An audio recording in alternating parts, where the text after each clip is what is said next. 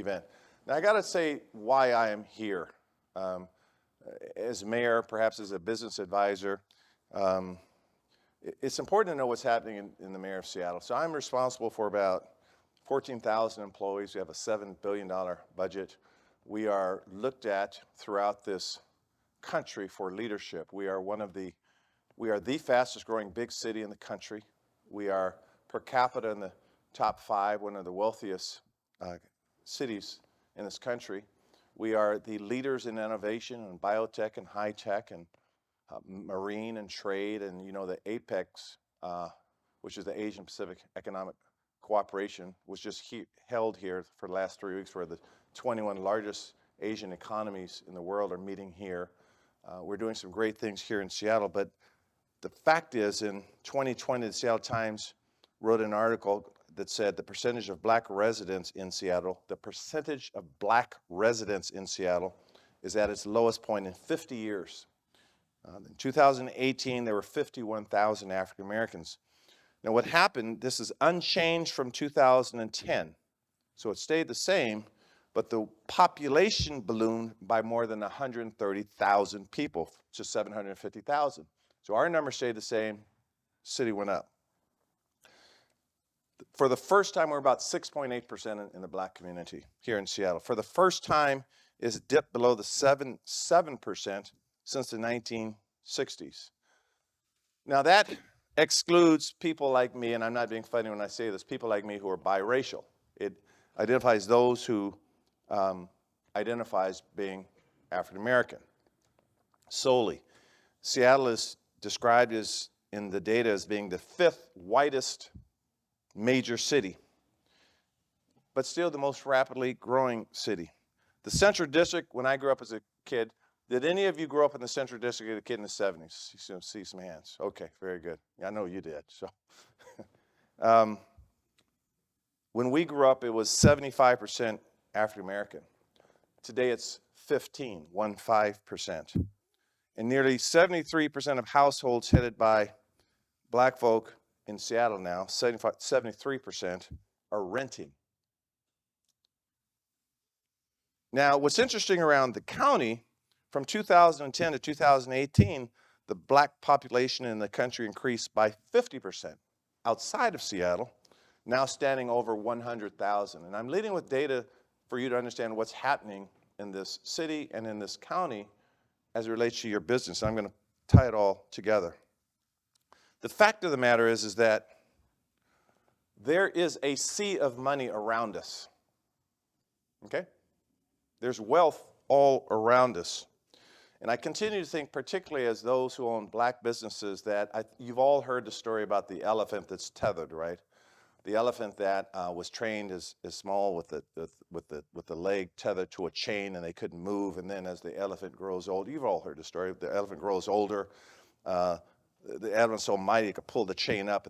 The elephant psychologically is handicapped. Now, one of the things that my wife and I, that has helped us generate wealth, in addition to our hard work and going to the University of Washington and using these tools that we learned here, in addition to that, her parents and my parents were homeowners. Your dad, I think, was on the GI Bill. Mine could have been, I don't know. I know he borrowed money from my grandmother. I don't know how they piecemealed that together to buy a house in the Central District. And that generational wealth is passed down to Joanna and myself, and we found a way to parlay it through other methods. But that becomes critical importance when I just cited to you that nearly 73% of households are headed by black folks who are now renting, okay? Now,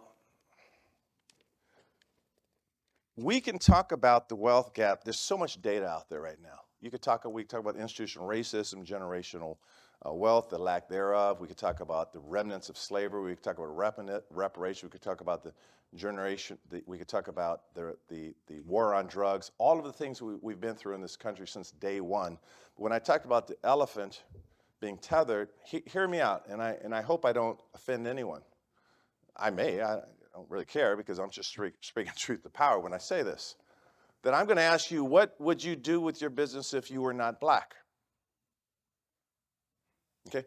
because I believe that racism is real. And I believe subconsciously, I'm a firm believer in affirmations and subconscious messages to myself, that if I believe that I'm hamstrung, right, then I start acting like I'm hamstrung. We all know that there are forces against us. But the question becomes, how do we harness our resources, indeed our mind, to break through that cycle of believing that we are failing when the data is suggesting that, and say that we will accomplish what we're doing. Now, I'm going to talk a little bit more about that. The first thing is, are you the best at what you do? When I competed for 15 against 14 other people, when I competed, I've been elected in Seattle 4 times. I unashamedly said, I'm the best at what I do. When I was a lawyer, I'm the best at what I do. And you can't just say that, you have to put in the hard work. So I always ask you that, are you the best at what you do? Do you believe that? Are you that competitive? And I got to tell you, right now, we are walking around with the most powerful weapon on earth right now. Right now, with ChatGPT as well and with AI, you can say, I make sweet potato pies. Draft me a 10-page business proposal on selling, making, and manufacturing and marketing sweet potato pies. Now you can go even further, because when I first wrote a business plan in the 1980s, and I had to get out all these books and figure it out, and I had to hire an accountant to do my projections.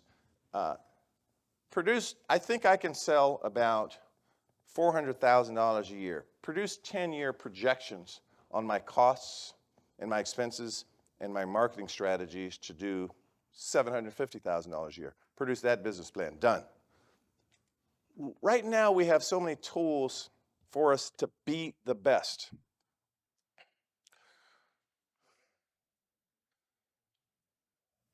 Where is there opportunity right now? If I'm selling landline phones and I'm the best, there's no market for landline phones, right? We can go through a fax machine. I'm the best fax machine seller in the country. They're not buying fax machines right now. So what you have to do is you have to see opportunities and you have to research it. I'll give you a few examples.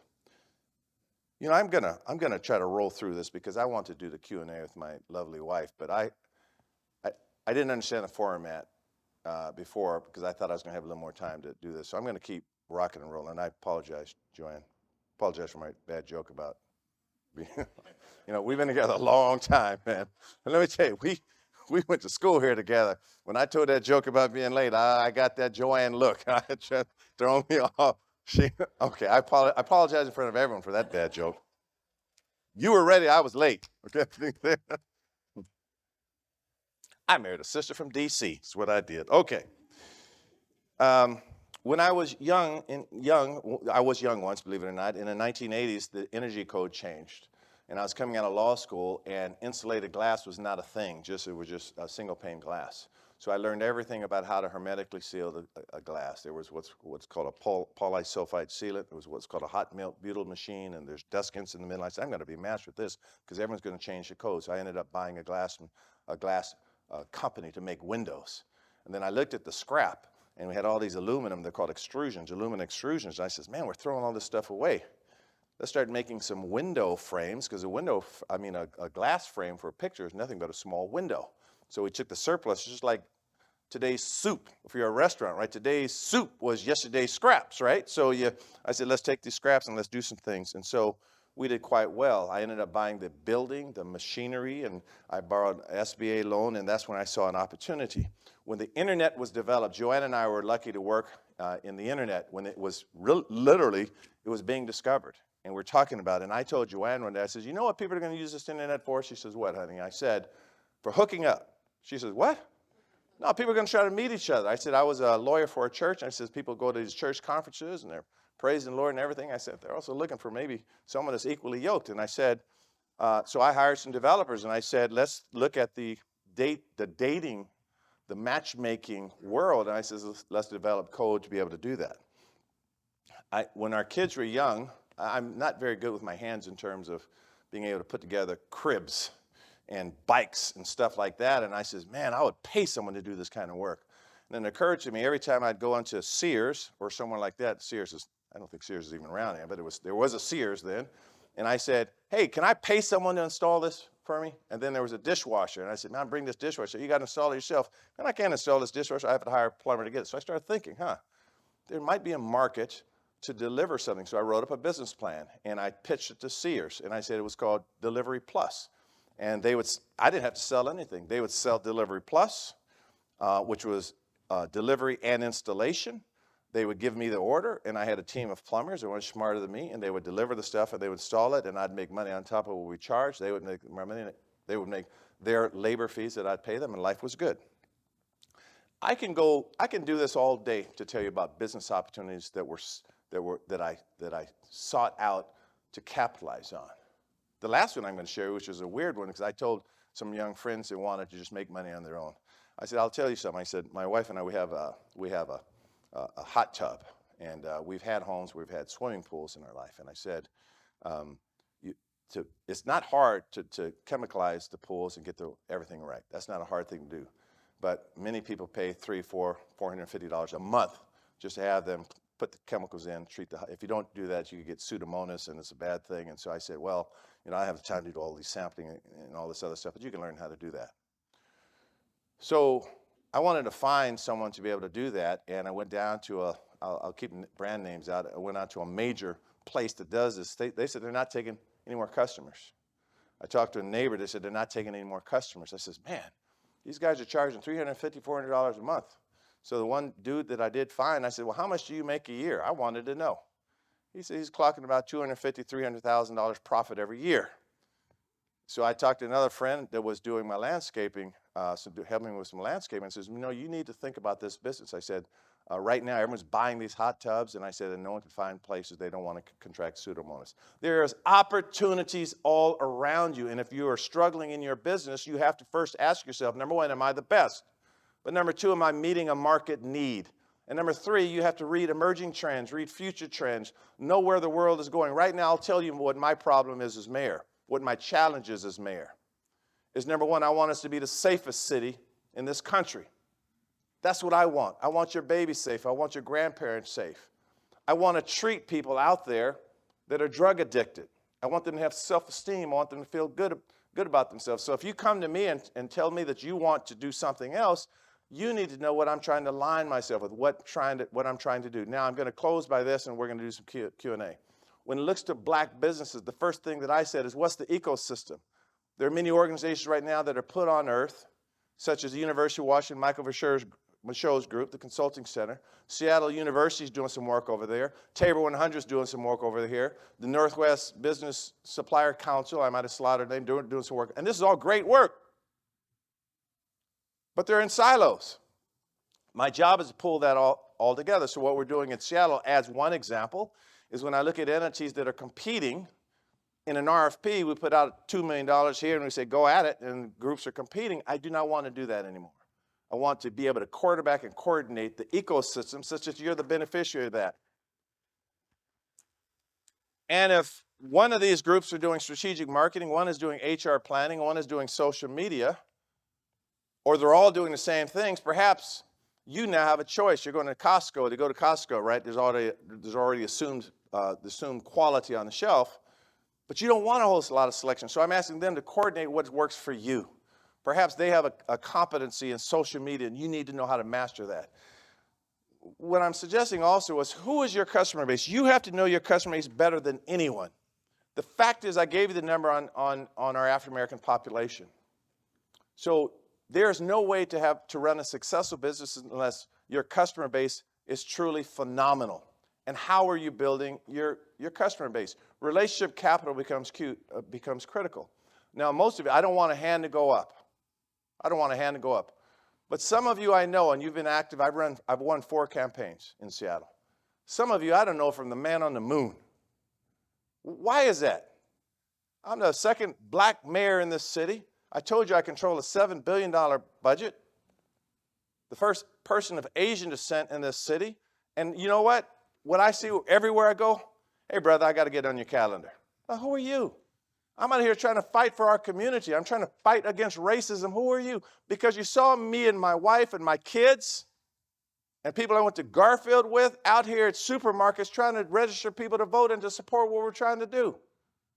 Right now, I texted the, you got my good side, brother? Okay. I texted a certain candidate because this person may likely be the governor. And I'm saying this is what I'm trying to, how I'm trying to deal with. There's city council races right now. There's an attorney general race going on right now. You have to be politically involved because that's where the relevance come in. These policies, these governmental policies are governing the world.